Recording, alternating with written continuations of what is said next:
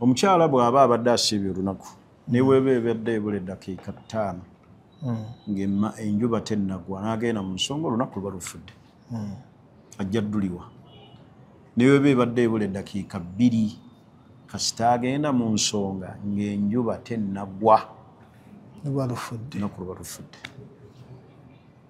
kakani wabeerawo omukyala abadde mu nsonga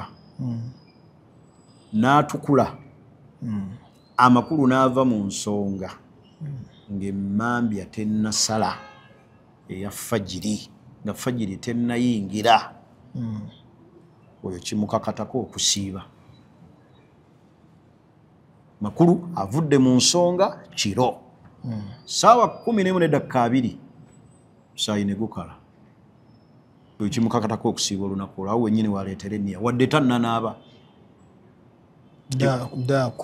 daaku gwe njogerako tannanaaba ntegerekisi awo wennyini waleetera enniya esiiba abantu oleme kwebuzaabuza mulimu abeebulizabuliza mu butalya ddaaku ti ddaaku yampiseeko olunaku lufudde ddaaku omuntu obutalya ddaaku tekitta kusiiba kwe ddaaku sunna si kyabuwaze osobola okusiibira ddala bulungi nga tolidde ddaaku wabula oba ofiiriddwa empeera wabula jjukira nabbi yagamba nti enjawulo wakati w'okusiiba kwaffe ne bali abatali basiraamu abayudaaya n'abanaswara kulya ddaaku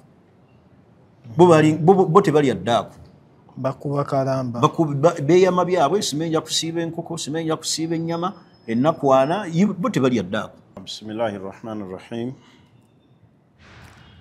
alhamdulillah wassalatu wassalamu ala ashrafi al-anbiya'i wal mursalin سيدنا محمد وعلى آله وصحبه وسلم تسليما كثيرا إلى يوم الدين أما بعد الله tumwebaza n'amatendo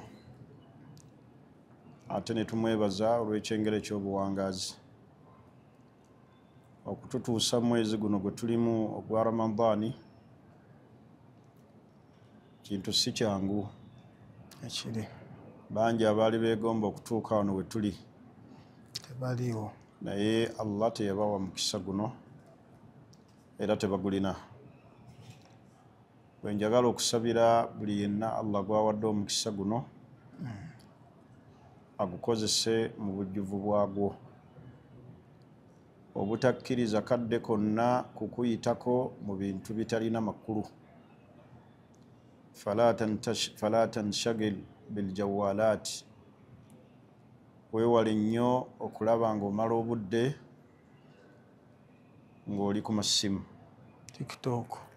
oli ku tiktok oli ku facebook oba oli ku twitter abamu babeera ku youtube anoonya firimu zimubeesabeesa kumutwaliriza lunaku kale omukisa guno Allah gwatuwadde tugukozese mu bujjuvu bwagwo buli budde bwonna laba ng'olina kyokola ekikugasa ekikusembeza eri Allah kubanga alfurasu la taduumu simanyiyo kyansi zibeerawo nga za lubeerera azakaseera kyansi omukisa Allah aguleeta ekiseera n'agujjawo abaaliko abaavu Allah yabagaggawaza abaaliko abagagga Allah n'abaavuwaza abaali abalamu Allah abalwaza abaali abalwadde Allah abawonya omukisa ogw'olubeerera guli ku akhira gwokka gwa kuyingira jjana Allah gwali baasiimye n'amuyingiza ejjana birahmatihi n'okusaasira kwe oyo agenda okubeera mu byengera au fi naim la tankati mu byengera ebitagenda kutukawo naye ebyengera bino ebyensi tankati bituuka ekiseera ne bikoma era birina ekkomo kati n'olw'ensonga eyo mwannyinaze omulungi ne muganda wange omulungi Allah atuwadde omukisa guno gw'okusangibwawo omwezi gwa Ramadani era kuzikirira kunene omuntu asangiddwawo Ramadani n'agivaamu nga Allah tamusonyiye okwo kuzikirira kunene kubanga omwezi guno ogwa Ramadan shahrul maghfira, mwezi gwa kusonyiyibwa. mwezi gwa kusonyiyibwa. Allah asonyiwa likulli layla utaqa'u minan nar. Buli kiro Allah alina abaddu bajja mu muliro abateeka mu jjana. Kati omuntu awangalira atya mu sizoni eno n'asigala nga tagobolodde n'atasonyibwa, ng'emiryango gy'ejjana miggule, emiryango egy'omuliro miggale, shayatini nga zisibiddwa ku njegere. Kaifa taish fi hadha ash-shahr al-mubarak, shahru al-maghfira, shahru ar-rahma. Omwezi nga guno guwangaliramu otyo ogw'okusonyibwa, ogulimu okusaasira, nga shayitaani oziraba suffidat shayatin, zikaligibwa ku njegere, Allah n'abeera nga takusonyiye. Tolaba nti hadha halak min a'dami al-halak, kuba kuzikirira okunene omuntu kwagenda okwejjusa obuwangaazi bwe, okusangibwawo Ramadaani n'ogivaamu nga Allah takusonyiye. N'olw'ensonga eyo tukozese omukisa guno, Ramadaani eno etusangiddwawo tugikozese, mwetabe mu kusaala esswala eya tarawih. Fala tatakasalu, lwaki ogayaalira okusaala esswala eya tarawih? Empeera Nabbi sallallahu alaihi wasallam ze yateeka mu kuyimirira ne imaamu, man kama Ramadan imanan wa ihtisaba, ayimirira mu Ramadan nga ddala mukkiriza, agenda kubalibwa amanyi waliyo ebbaliro, ghufira lahu ma taqaddama min dhanbihi, Allah amusonyiwa amazambi ge. Naye basonyiwa oyo ayimiridde Ramadaani yonna kullu asaala, n'abeera nga agiyimiridde asaala. So ono nsaalako 2 n'agenda. basaalako 8. Nabbi sallallahu alaihi wasallam n'atugamba nti man salla ma'a al-imam, oli bw'asaala ne imaamu hatta yansarifa, tuuse lw'amaliriza, paka imaamu n'amaliriza nga muli naye, kutiba lahu qiyam al-layl kamilan. Empeera Allah zaakuwa z'omuntu ayimiridde ekiro kiramba. Olaba Nabbi Daawud alayhi salatu wassalam, Nabbi gwanyumyako, kaana yakuumu nisfu al-layl, y'obuwangaazi bwe bwonna ku swala y'ekiro yayimiranga nisfu al-layl, haafu y'ekiro, naye teyayimirira kiro kiki kyonna. naye laba Nabbi empeera ze yawa Allah ze yawa abantu ba umma eno, kasita osaala ne imaamu paka lw'amaliriza, owandiikibwako ng'omuntu ayimiridde, empeera z'ofuna omuntu ayimiridde ekiro kiramba bikamiliha, mu bujjuvu bwakyo, Allah n'abeera nga empeera azikoze ki, azikuwadde. N'olw'ensonga eyo musaale ne imaamu esswala eya tarawih. Ekirala, abasajja obutagaana bakyala bammwe kusaala tarawiya ku mizikiti ebbanga lye bamala nga babasabye. Ekyokubiri, nga balina security, nga Nabbi bw'atugamba nti la tamna'u ama Allah masajid Allah, temugaananga abazaana ba Allah emizikiti gya Allah. Naye ddi idha aminat alfitna, omukyala ebbanga lyamala ng'agenda kubeera ng'alina security, makulu mu kkubo teriyo bagenda mukosa, mutataaganya, wasaalira amin, waliwo emiki, waliwo emirembe, security, amakulu genda osaale ne mukyala wo fil masjid, bwe kiba kisobose mutambule naye kubanga gwe maharami we. Naye waliwo omusajja masjidi ebalinaanye agaanira ddala omukyala okufuluma awaka completely, tasobola musaaza, omukyala yali badde atebenkera n'asaalirako mu masjidi. N'olw'ensonga ekyo nkibasaba abaami nti bakyala bammwe muba temubeekengera, nga mumanyi waliyo emirembe oba security gye balaze, ate nga naawe oli maharami we.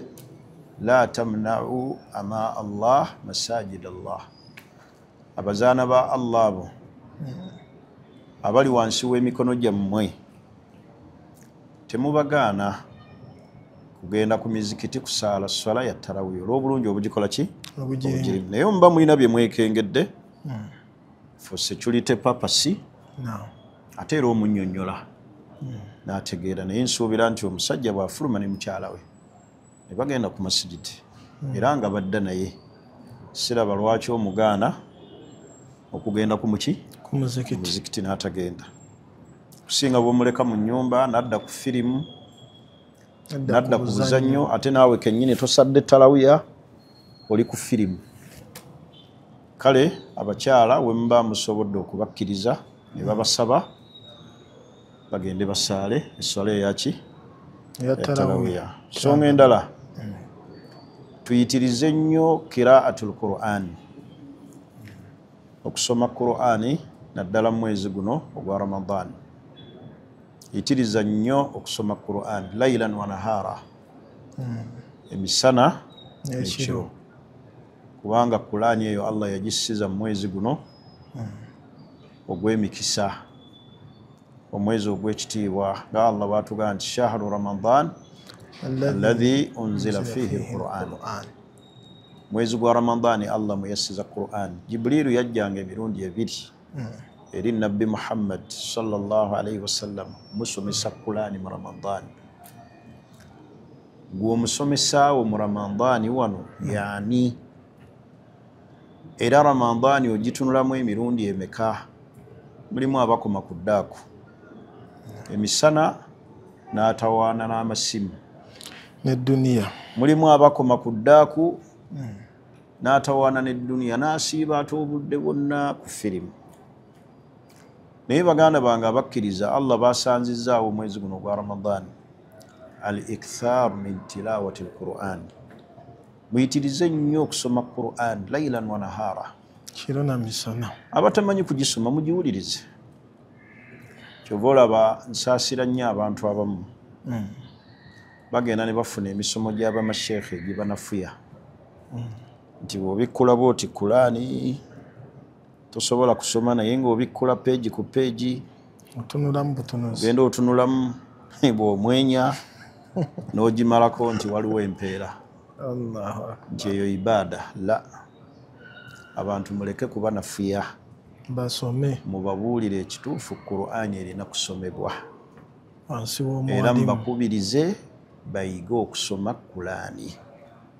bafune abawalimu. Nabbi ebigambo byayigiriza ate si ebyo mbu kugibikkula peegi ku peegi n'ogiva ku alifaatiha paka ku nansi n'omwenya n'omala n'ogikiisinga oba n'ogikuba mu kifuba wano olw'obwagazi. Oyagala otya Qur'ani nga togisoma?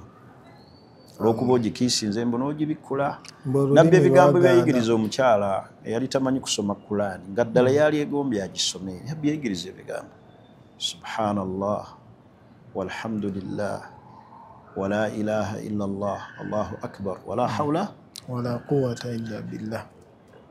Kwoyo atasobolerako ddala byalina okunyweza. Naye ogamba otya omuntu okubikkula ibaada okubikkula Qur'ani nti ofuna empeera? Nabbi agamba nti man qaraa harufan min kitabillah, asoma ennyukuta mu kitabo kya Allah, so si nti man qallaba safha, so si nti abikkula empapula. la.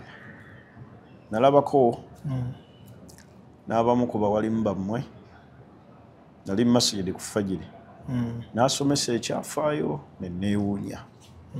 Aga nti waliwo omukyala yali yeegomba okusoma Qur'ani naye nga tasobola, yagaana.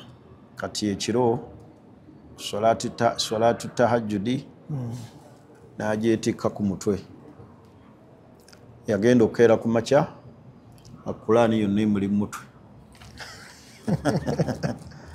Ma hadhihi alqissa almakdhuba, oba kyamagero? La, kyamagero kya hatta ekyo ekyamagero ne Allah teyakikolera bannabbi. Kikiwuliranga iyo omuntu yali yagyegombye, yakisoma mu kitabo kye saagala kwogera, nakyogera abantu bayinza okulowooza nina bennumba. nkitegedde. Naye abantu beewala okusaasaanya kisswa ezirimu obulimba ne kisswa ezinafuya abantu. makulu bajje watuufu. Amakulu bajja watuufu. Ekyokubiri abawali baleme kunafuya bantu. Omuntu agenda n'asomesa omuntu ekintu ekimunafuya. Nti n'obikkula gwe n'obikkula n'ofuna empeera za kubikkula. Izo empeera teziriyo. Abantu balina kubeera nti basoma. Atamanyi kusoma nabbi alina bye yayigiriza byalina okukola ki? Okwogera. Ekirala abantu beefeeko. Bayige. Omuntu asobola okwefaako n'akola ki? N'ayiga. Ekirala kyendaba wano era mu kusoma Kulaani kwe kuwuliriza. Kulaani tugiwuliriza. Olwaleero abantu olaba Kulaani tusobola ogifuna buli wonna. Ku YouTube, ku mitimbagano egy'enjawulo, Kulaani osobola ogidownloadinga n'ogiwuliriza. Naye oba osazeewo okufolowinga Kulaani ya Sheikh Nkata ey'Oluganda. Agenda asoma nga wawuliriza amakulu kisinga ddala ono gw'ogambye nti bikkula. Peegi kuki? Ku peegi nga yatunula butunuliza alaba nnyukuta naye nga tasobola kusoma. Kati Kulaani okugiwuliriza kikulu. Era Allah kyatugamba nti wa idha quri'a al-Qur'an fastami'u lahu wa ansitu la'allakum turhamun. Kulaani bw'eba esomebwa musirike mugiwulirize. Amakulu muwulirize ne ku Qur'ani. Ng'okugiwuliriza khalfa al-imam. Emabega wa imaamu ng'atusaaza. Naye ndabayo ensobi era abasaaza abamu gye bakola. Oli agenda n'abeera nga tuli mu talawiya n'ajjayo essimu. Yutabe. Afollowing ani? Ensobi bulijjo. Afollowing anti Kulaani baatugagiwuliriza. Wa idha quri'a al-Qur'an fastami'u lahu. Kati oyo abaatunudde mu ssimu awuliriza akola ki? Agoberera atereza imaamu. Okujjako nga bakutaddewo nti otereeza imaamu. Naye omugweno n'omulengera ku layini ey'omunaana ajjeeyo essimu imaamu asoma naye agera. Bwe wabaawo akuba n'azikiza. N'aseereza peegi imaamu gy'alazeeko. Kakati kitegeeza ekyo kyennyini kitwala khushu. Oba baba tebaagala. Ekirala ekyokubiri Sheikh ekirimu. Kulaani tulina giwuliriza. Kubanga ono aba asoma n'abatawuliriza. Aba atunula butunuzi. Nulaalabe imaamu asoma atya awali ensobi oba ntegerekisa. Abamu beekwasa n'agaana nti sigayala nnyo mba ntegerekisa naye ekikulu kya byonna. Kulaani tuwulirize mpuliriza. Tuwulirize ki? Mpulirize. Kati waliwo akutte Kulaani ng'oggyeko n'essimu. So sitegeeza ssimu yokka ne Kulaani. Ntegerekisa. Bw'agenda ku maviivi n'atagala awo gitegeka. Bw'ava eri wansi n'ayagala agivuunamireko. Bw'avaayo n'abikkula. Ezo zonna harakaati ezo ezikolebwa movements ezo. Tudhihibul khushu. Zitwala ebirowoozo by'omuntu bye yali tadde ku swala n'okufollowinga ani? Imaamu. Kale Kulaani tugiwulirize ate tusirike. Wuliriza ate kola ki? Osirike. Kyebategeeza la'allakum turhamun. Kujjako omuntu ng'ateereddwawo kujjukiza imaamu. Naye abatajjukiza al-afdal ekisinga obulungi kukola ki? Al-istima' wal-insat. Awulirize ate asirike. Tegerekisa. Kale Kulaani okugisomera mu mwezi guno gwa Ramadani tugyongeremu amaki? Amaanyi. Abamanyi baffe osoma as-salafu salihin abaatukulembera abalongoofu nga Imaamu Shafii yabeeranga ne khatima za Qur'ani 60 khatima. Khatima nkaaga makulu ng'agimalako olunaku emirundi egi ebiri. Imaamu Maliki omwezi ogwatuukanga ogwa Ramadani yalekanga okusomesa hadithi. Obudde n'abumala mu kusoma Kulaani. Wano ensabira abantu abategeka eddaluso eziri ewala z'okutambuza abawalimu. Babaleke batebenkere ku ibaada. Kasitazibawala ezijja okusumbuwa omuntu safaari, kuvuga mmotoka, kulinnya bbaasi. Ssaawa 8. Agenda Kabaale, alina okutambula ku ddaaku. Bawalimu baleke baterere ku ibaada zaabwe nga bali mu bifo byabwe gye babeera.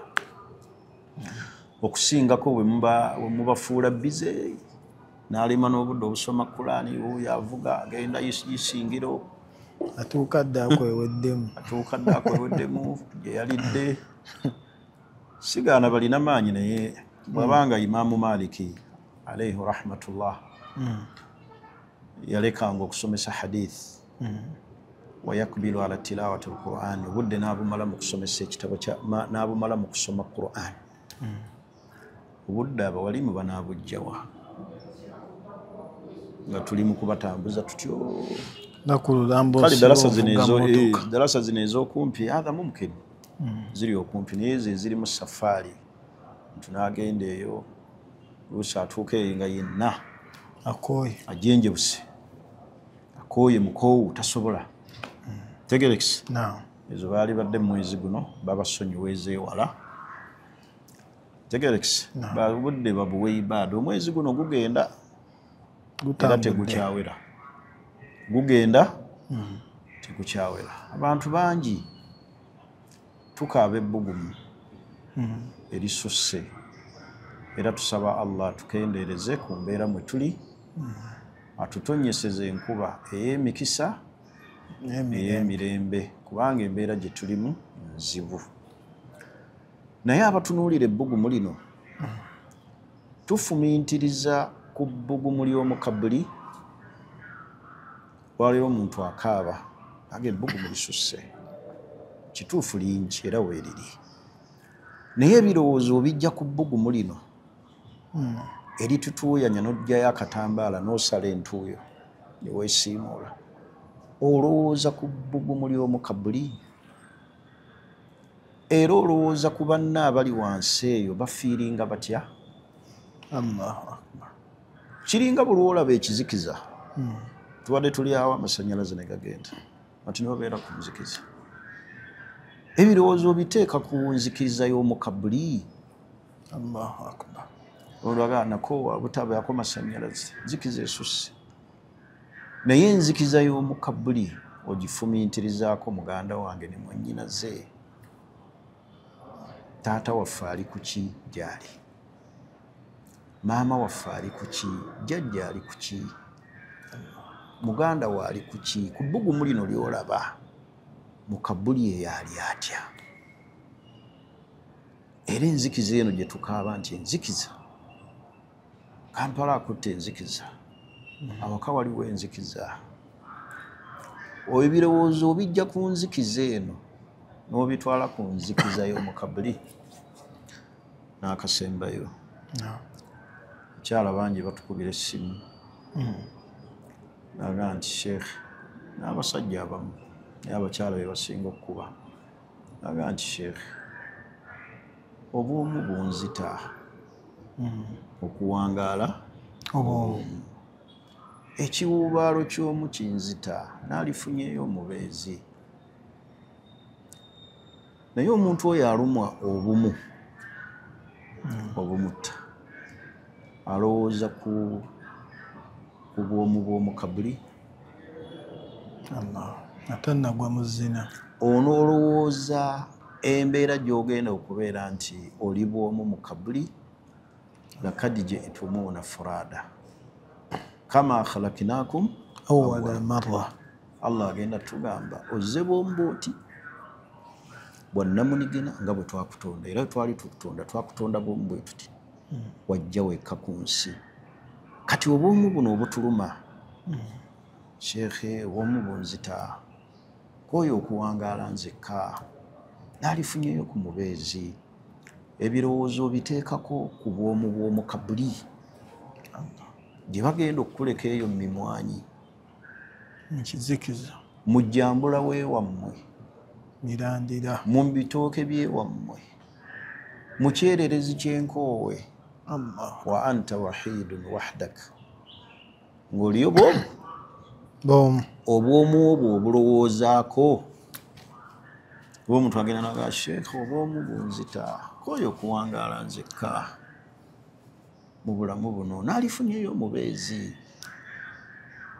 naye obwomu bw'omukabuli tubulowoozaako tafakkaru buli alina amagezi amalamu alowooze ku nsonga ez'essatu birowoozo tubijje we tubirabira tubyongereyoko. Ebbugumu lino lye tukaaba, ebbugumu ly'omu kabuli ly'olirowoozaako. Ne basima ekinnya fuuti 4-6.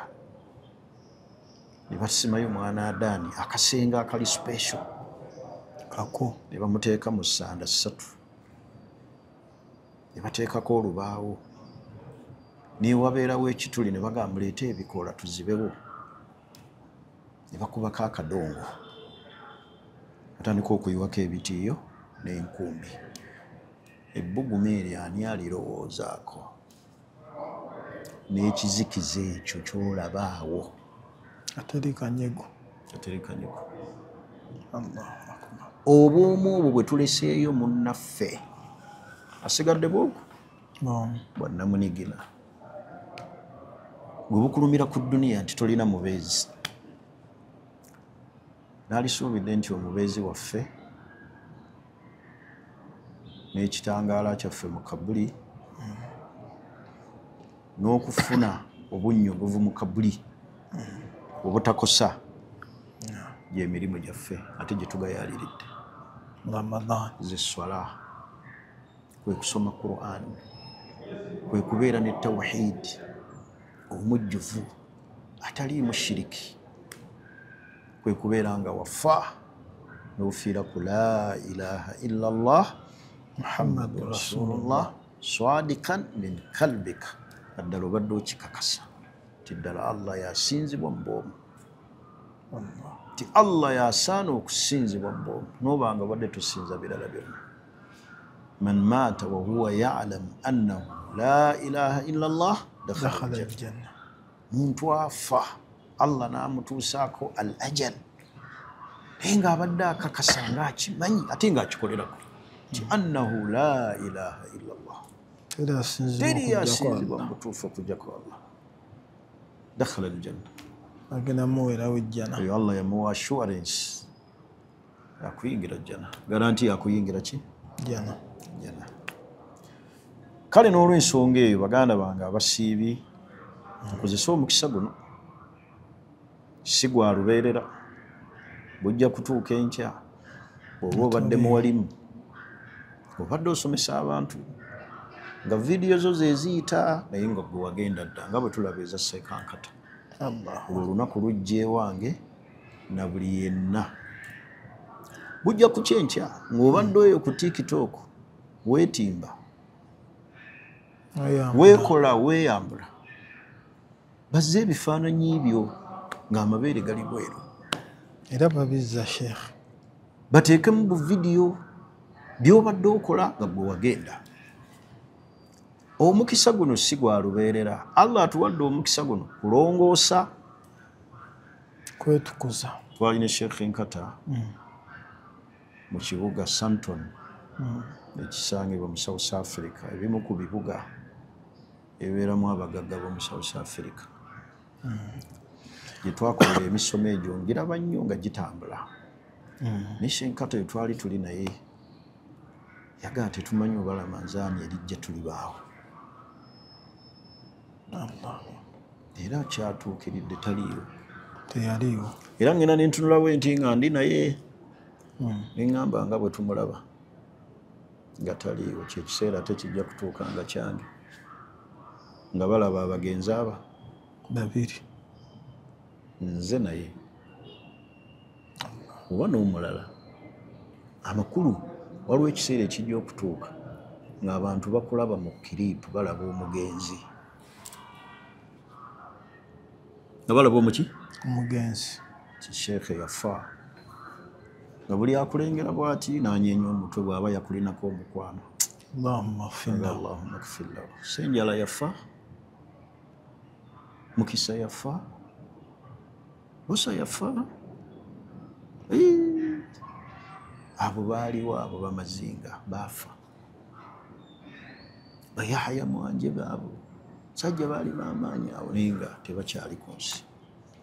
Tukozese omukisa guno Allah gw'atuwadde, naye ate olwosifa abawalimu tugenda ne tubuulira abantu naye tasooka kwebuulira myoyo gyaffe. Tugamba abantu anaye waliyo okufa, esooka okyeteekeko.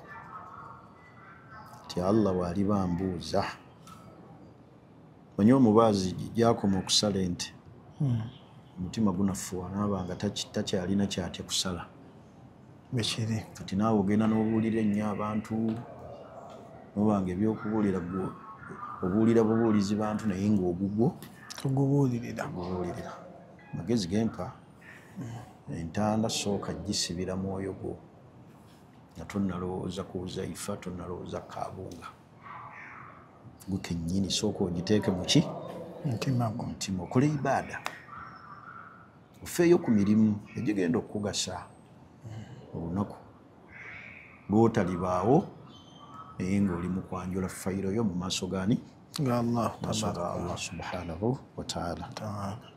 Kale n'ebigambo ebyo tulinayo ku bibuuzo guno gwa Ramadani njagala nsembyeyo ebigambo bibiri.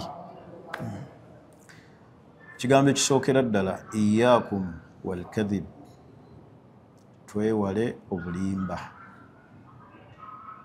Okulimba zambi,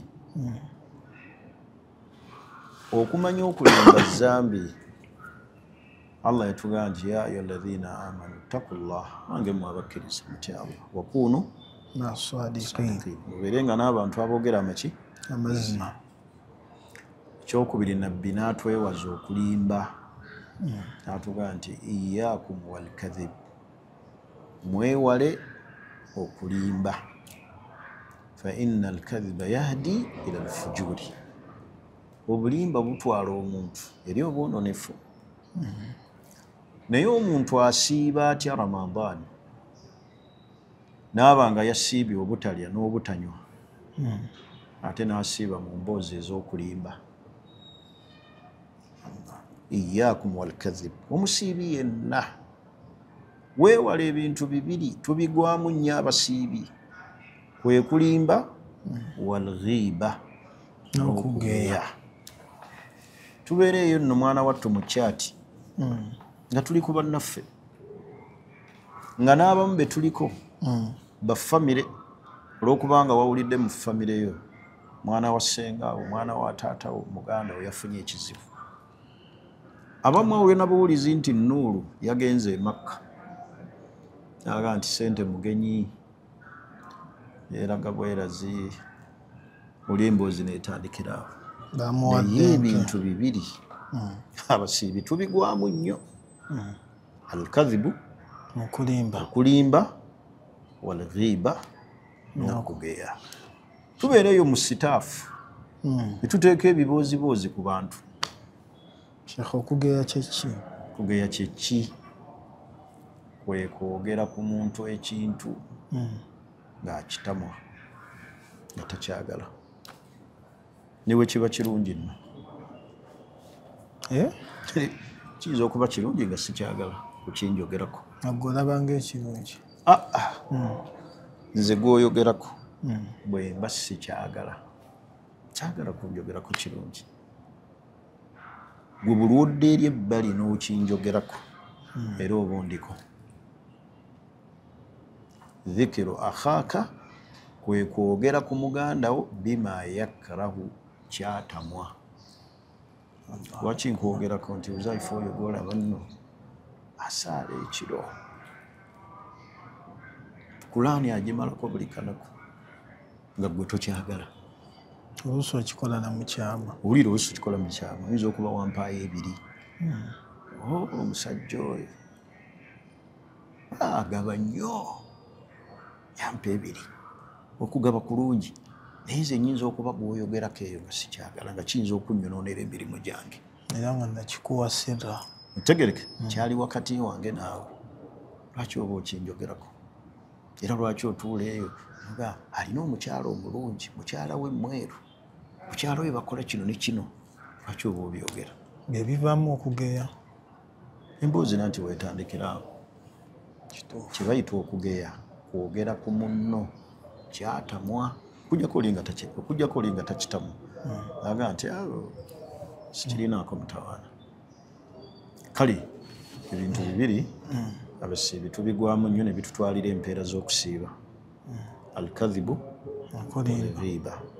Kyobola nabbi yagaa nti yadaa taamahu wa sharaabahu washahwatahu omuntu aleka ebyokulya n'ebyokunywa ng'abirese n'ebyobwagazi li ajali kulwani ng'abirese ku lwange nze Allah kyava Allah yeesigaliza empeera nga yasasula omusiibi nga yasasula omuki omusiibi kullu amalu ibnu adamu lahu illa sawm fa innahu li wa ana ajizu bihi kati twewala okugeya twewala okulimba nga tusiibe mu kulimba wano muyingiramu shahadatu zuuri okuwa obujulizi obw'obulimba okuwa obujulizi obwaki obw'obulimba n'oyogera ku kintu nga tokimanyi naye ng'okiwaako obujulizi naye nga kyabuki nga kyabulimba ekyo kiyingira mu kulimba kubanga okulimba kugazi kiringa kukwata fatuura yerisiiti eri blank omuntu azze eggula kanzu oba ntebe oba ntende oba masimu naga atowandiikako muwendo n'omuwa lisiiti eri blank ye neyewandiikiramu omuki omuwendo sheekh oba ojulidde ku bulimba oba ojulidde ku buki ku bulimba oba ojulidde ku bulimba wanzisenga ngenda nenteekako ti emitwalo 95 oba nguza essimu nompa lisiiti eri empty neneeteerako $3,000,000 oba ngulidde mukyala wange essimu nenjagala mukubaganye nti eno njiguze $3,000,000 naye njemuwa ne lisiiti oba ojulidde ku ki abamu bwe bakola sheekhe buba bulimba ala wa shahadata zuur bantu beewala okuwa obujulizi obulimu okulimba obumu tubuwa mu kkooti obumu tujulira ku bintu bye tutamanyi ali muhimu ekindeeseza ekyo kugaziya bulimba ti ebintu bibiri abasiibi babigwamu nnyo okulimba n'okugeya era mwewale naddala abavubuka aba boys child ne ba girls child okumala obudde wammwe mu kusiiba mu kudda ku TikTok mu kudda mu kulaba firimu abamu batuuka n'okulaba firimu ez'obuseegu nga yasiibye omusiibi agenda atya ku kapapula kirwadde ekyo n'abeetinga olwo n'abasiibi boolaba era nga ba boys child era nga ba girls child abagenda mu masturbation wahum swaimun okwo tekufa kasita yejjamu amazzi kasita enkwaso zivaamu olunaku luba lufudde waalaihi bitawuba ate alina oddumalako waalaihi bitawuba alina okwenenya aluliwe ajja kululiwa kati ebyabasiibi tubyewale tetubikola nga tusiibye newantubadde newabutali kusiibye era tebikolebwa naye wano tuli mu mwezi gwa sizoni ntegerekise gwanjawulo ekirala era kyenjagala njogere kwe kwewaza bakazanyirizi abazanyirira eyo ku TikTok balinga abakola katemba nga balaga nti okusiiba kiringa kibonerezo oli nalabye omu nga tasobola nakuddamu salaamu agiwandiise kapapula wegimutoolera ajjayo kapapula waalaikum salaam abantu baleme ibaada yaffe eno kugitamya tambulanga gwe bakubye emiggo kugizanyiramu oli agenda aga day 1 day 2 nti olwasooka soomu yamuyisa bweti olwokubiri nemuyisa bweti okuzanyirira okwo nga kutyoboola ibaada yaffe tetukwagala bafuneyo okuzanya okwali badde okulala so si kuzanyira ku ibaada ya muntu katonda ekintu kye yatuwanga kitusembeza gyali tegwali fuuse muzannyo kubanga tumanyi bulungi min nawakidul islam mu bijja obujja omuntu mu busiraamu al istihzaau biddiini okujeeja eddiini kiringa omuntu bwajeeja abasenyesa omuswaki alabanga ajeeja abagusenyesa alinga azanyirira awo naye ngaajeeja sheekhe kubaku ekyo kimujja mu ddiini bwaba musiraamu bwaba muki musiraamu kati eddiini tetugizanyiramu si akatemba ne bweyaba ddiini y'abali tozanyirayo bwebanga yeddiini yaabwe itegerekisi No. kakiringa kulaba musiraamu ng'azanya ajeeja ayambadde omusaalaba ayogeranga faatha ow'ekkanisa naye mu mbeera ey'okujeeja mu ddiini y'abali teri asobola mumuwagira era taffe tuba tukivumirira naye oddira otya ku ddiini eya Katonda gy'olaba nga abasiraamu bonna mu nsi yonna bali ku mulamu ogwo gwakusiiba teriyo musiraamu mu nsi yonna akola kirala ffenna tuli mu kusiiba ensi yonna n'abakola ebyonoono babivaako tegerekisi okuva ebuvanjuba n'ebugwanjuba era kyekitongozebwa mu ggulu ekiriko sitampu ekikyusa sisitimu yonna n'ekyuka mu nsi yonna nti abasiibi bali mu kusiiba abasiraamu ate gwe n'ogufuula omuki omuzannyo kale nja kusaba bannakatemba abo bayinza okuba bakizanya nga bayinza okusuubira nti banoonya kontenti naye ate kontenti toginoonyeza ku ddiini y'abantu ebintu bisatu tobizanyirangako mu kujeeja ekisooka yeddiini y'omuntu oba ntegerekisi ekyokubiri obuwangwa bw'omuntu noga nti abaganda abo oba abasoga abo oba abanyankola abo amakulu eggwanga ly'omuntu kalikya yeesonyiwe ne bw'oba okuba byakulabirako kubanga abo mwoyogerera mujja kwogera ekintu nga kigwa mu bantu abo obanakuwaze bagamba ono kiki twogerako ebyo bikwatana na busiraamu bwetulaba ekyafaayo kya sahaba ayitibwa Abi Dharri ne Bilaali yali omwazinyi wa nabbi yamugamba nti yabuna Sauda mwana w'omuddugavu ng'amuvuma kkala naye ng'amulaga kiri ono muwalabu ono muki muddugavu naye nabbi yanyiiga n'atuuka n'okugamba sahaba ti innaka muri'u fiika jahiliya okyali mu jahiliya period iri gye twafa kigambibwa nti Huzaifa manya sahaba mu kwagala okulaga nti nabbi amunenyeza kyakoze tayagala nakuddamu kukikola Abi Dharri ntegerekisi yeebasa ettama lye wansi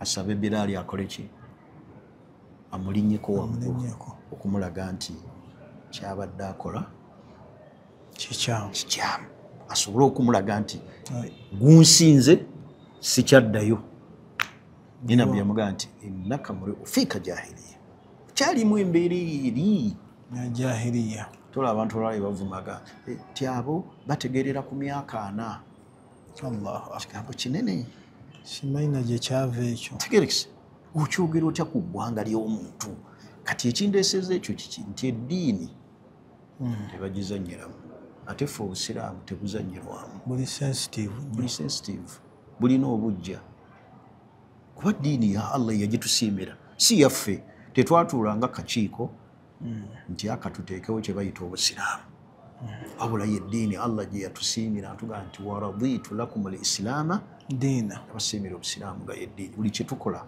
tukikolera ku nkola ya Allah nga yatuluŋŋamya kati eddiini y'omuntu togizanyirangako n'obuwangwa eggwanga ly'omuntu muvuma kalica y'abantu abo bakola bwe bati abo nanti bwe bati abo bwe bati abo bwe bati ebyo byewale ekyokusatu obulemu bw'omuntu ekikula kye tukisaagirangako ate yo bukozesanga komiti ani waliwo omulemu obutamanya nanti okozesa otya ekintu kyona kikozesa komiti alabanga mulema nga ye kyakolamu sente ekyo si kyendiko nze ndi mu kubeera nti gwoliwo gwoleeta okujeeja obutonde bw'omuntu anti obusajja obumpi nze saagala musajja mumpi busungu bwako buba kumpi era nga tuvuma tegerekisi abantu bwe bati oba n'omugezaamu ono atambula bw'ati obutonde bw'omuntu kuba sheekhe teriyo omuntu ayagala mwogerako obutonde bwe kikulu buseeko obwo obumpi tegerekisa kale kyembadde ngezaako okulaga nti obutonde bw'omuntu tobuzannya kiringa era kuwasa mukyala notandika omumusojjola obutonde bwe enkula ye kikulu ennyindo yo oba ebigere bye alinga eyagyessaako tegerekisa walakad khalakna al insana fi ahsan taqwim ensonga ezo nzimaliriza kyensembyayo tukuume ramadaani yaffe tuleme kuzannyira mu ramadaani bannange tukuume ramadaani guyinza okuba gwe mukisa gwo ogusembyeyo okusiiba ramadaani ku nsi kuno nga hatha akhiru ramadaani nga ye ramadaani yesembayo obuwangazi bwo ku nsi kuno olunaku lwe twatandika okusiiba Sheikh Adam Senjala yansindikira omukyala mukyala yamaze emyaka 4 jagala tufunemu ekyokuyiga amaze emyaka egi anoonya omwana okufuna olubuto nga kiganye kati neyebuuza ku basawo ne bamugamba abaze ku nnaku omukyala mwasobola okuwakira kati omukyala agenda okubaza days ze zasobola okulaba nti zibeera nnyo nti omukyala asobola okuwakiramu lwe lunaku lwe twatandika okusiiba olwo baasiiba beegatta emisana lyonna n'omwami banoonya muki mwana kati bamala okwegatta nga bakubira Seeka Senjala ndoza Seeka Senjala bwabalize n'abansindikira anga Seeka twegasse emisana anti noonyeza omwana emyaka 4 abuze kati nagenza okubaza ennaku lunaku luno lwe lwankutte kakati Seeka ekintu ekyo mpulidde nti ekyennaku 6 tugenda kukola tutya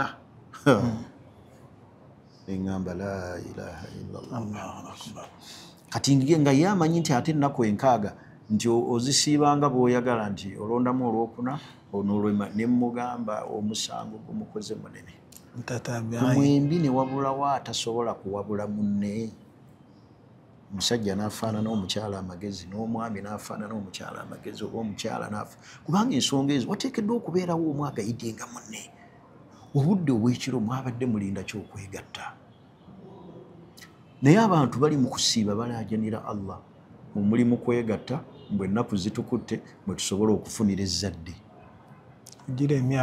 mu myaka 4 ne mulinda mu Ramadaani ekiro mwabadde mukola ki naye namugamba ennaku 6 n'akuba omulanga n'akwata ku mutwe nfudde nze mufaaki gwe wesse lwaki ekirala lwaki abasiraamu tusooka okukola ebintu ate ne twagala tubuuze nga tusoose bikola why don't you ask before lwaki tobuuza nga tonnakola tugaseeka kino bwe kikola bwe nti kiramulwa kitya ne lwaki omala kukola n'omala okwegaddanga emisana mbu munoonya mwana ate n'okuba obuuze ate n'asiita after action ate bakugamba ennamala y'obusiraamu n'okuba omulanga impedance ago ge bayita amawano ge tulaba mu myezi gino egya Ramadaani bantu bali mu kukaaba kwegayirira Allah kubasonyiwa kubanga abantu ffenna bw'otulaba mu nsi Sheikh abatudde wano ku katebe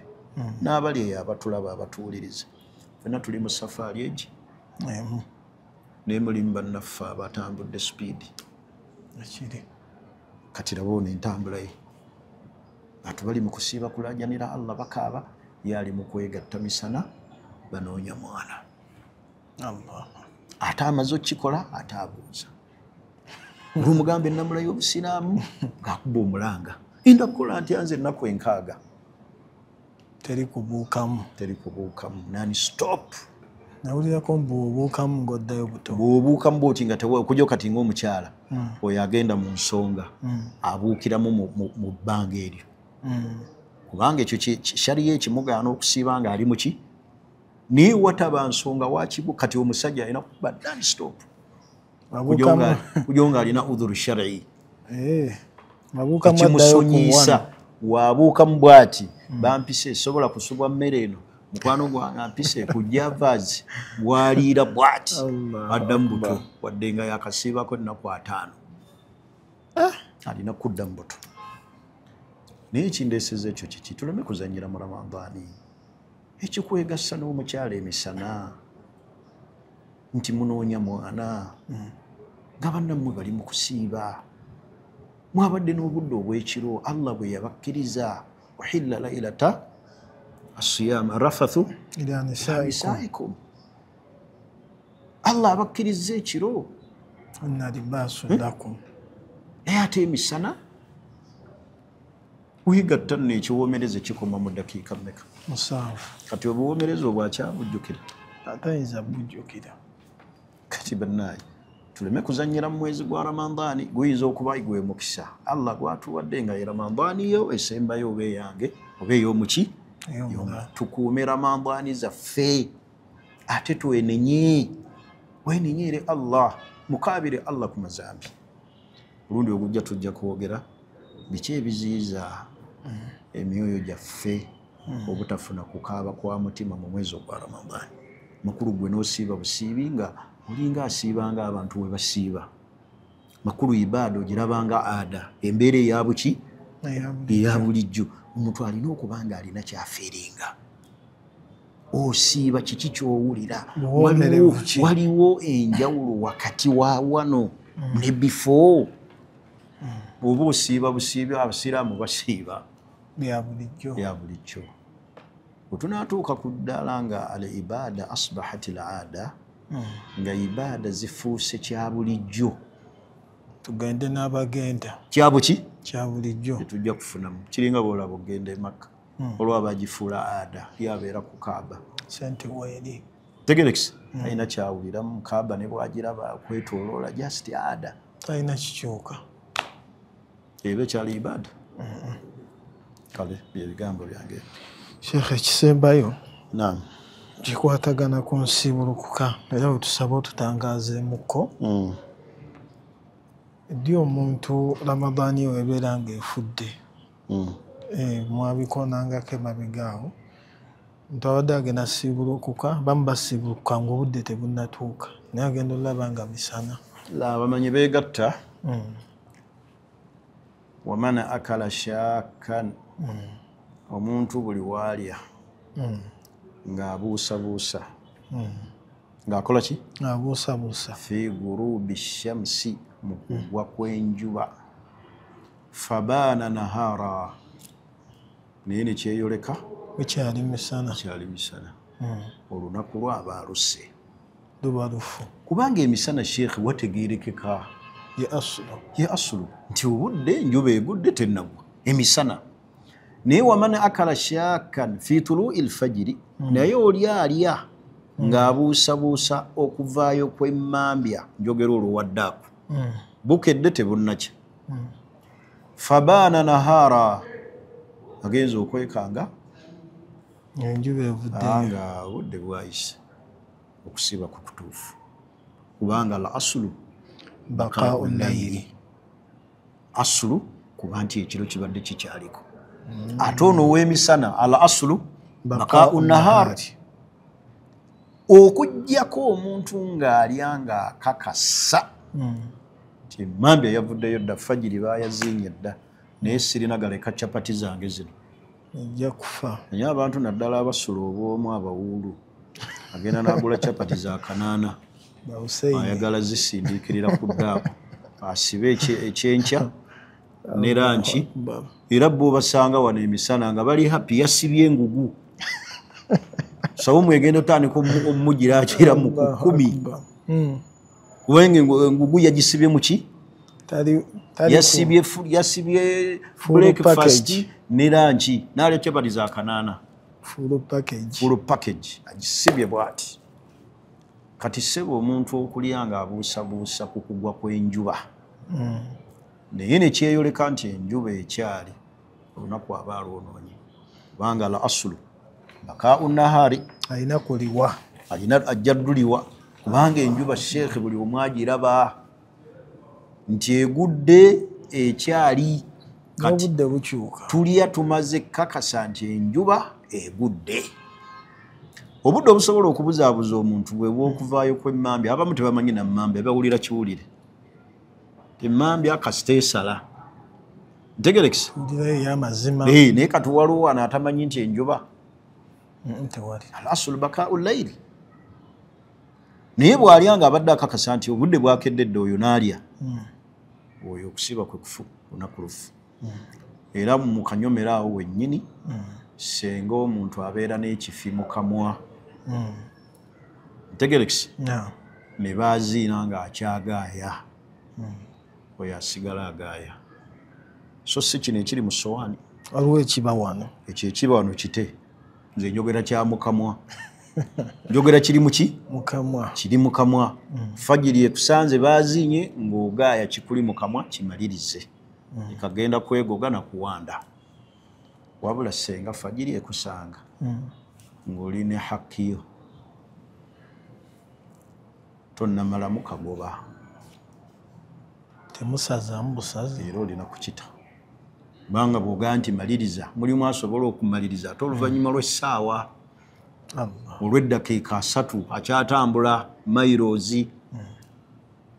Kati ekyo okyerekereza kubanga tomanyi nti okimala ddi okujjako ng'awo wennyini bw'otonyesereza noga nti kagoba kange maze khalasi. awo era we tukubuuliza hukumu man asbaha junuban La man asbaha junuban, omuntu fajiri bw'emusanga ng'alina janaba fasawmuhu sahih, kusiiba kwe kutuufu. Kubanga Nabbi Muhammad sallallahu alaihi wasallam kana yudrikuhu alfajiru, fajiri ebiseera ebimu yamusisinkananga wahuwa junuban obanga wahuwa ntegerekisa nga amakulu tannanaaba. Omuntu okuba nti baaziinye fajiri nga tannanaaba tekitta kusiiba kwe. Ekitta okusiiba kyekiriwa kwe kubanga fajiri ezze ate n'oyingira mu nsonga ezo. Naye okuba omuntu ayinza okuba for example yabadde ne mukyala we ne beegatta naaba nga tanaabye, n'addawo ne yeebaka ne baaziina fajiri nga kyalina janaba. Kusiiba kwe kutuufu tekufa. Kiringa era okwerooterera tekutta kusiiba. kuba si gwakuleeta Laisa min ikhtiyarihi, si kyeyagaliro kyo nti gw'osazeewo nti kati kanneerooterere. Ntegerekisa? Kati omuntu okubeera nti man asbaha junuban, abukeesa ng'alina janaba ne baaziina fajiri nga yasiibye, okusiiba kwe kutuufu. Kubanga Nabbi kyamugwangako. Aisha bw'atunyumiza radiyallahu anha. Lwaki Nabbi atunyumiza embeera eyo? Osobola kufuna rulingi ya sharia ti kino bwe kibaawo okusiiba ko kusigala kutambula. Era ekyo tekyonoona kusiiba. Tekyonoona kukola ki? Kusiiba kwo. Ntegerekisa? Kiringa era abantu kumala kulya ddaaku ng'obudde bakyabulina ne bagamba basisinkane ng'abafumbo. Ekyo tekitta kusiiba. Ebbanga lye mumala ng'emmambya tennasala. kuuma budde Kukuuma budde kati olina okwetayiminga. Tihaaji ono bw'atandika ensonga tamala gazivaamu mangu. Ntegerekisa? N'apima obudde okusinziira ku tayimu yange, okusinziira engeri gye nsambamu omupiira, nze ndi wa 9 eddakiika ezo 10 sijja zikozesa. Kansigale katebe. N'asigala ng'atudde. Ekyo n'akikola ki? N'akita. Ntegerekisa? Naam. Sheikh, ekirala kireera ku mukyala wa bitukonerako emabega awo naye ng'era gye twazze mu Ramadaani era tusabuddemu tutaganjuliremu. Omukyala sawa ziri 12 ebula eddakiika eza n'agenda mu nsonga ze. 12 ezadde ez'olweggulo abadde asiibye. Kati abakyala, omukyala bw'aba abadde asiibye olunaku niweeba ebadde ebula eddakiika 5 ng'enjuba tennagwa n'agenda mu nsonga olunaku luba lufudde. Ajja dduliwa. Niweeba ebadde ebula eddakiika 2 kasita agenda mu nsonga ng'enjuba tennagwa olunaku luba lufudde. Kakani wabeerawo omukyala abadde mu nsonga n'atukula amakulu n'ava mu nsonga ng'emmambya tennasala eya fajiri nga fajiri tennayingira oyo kimukakatako okusiiba. Makulu avudde mu nsonga kiro saawa 11:02 saa ine gukala oyo kimukakatako okusiiba olunaku olwo awo wennyini waleetera enniya wadde tannanaaba daaku gwe njogerako tannanaaba ntegerekisi awo wennyini waleetera enniya esiiba. Abantu oleme kwebuzaabuza mulimu abeebulizabuliza mu butalya daaku ti daaku yampiseeko olunaku lufudde. Daaku omuntu obutalya daaku tekitta kusiiba kwe. Daaku sunna si kyabuwaze. Osobola okusiibira ddala bulungi nga tolidde daaku wabula oba ofiiriddwa empeera. Wabula jjukira nabbi yagamba nti enjawulo wakati w'okusiiba kwaffe ne bali abatali basiraamu abayudaaya n'abanaswara kulya daaku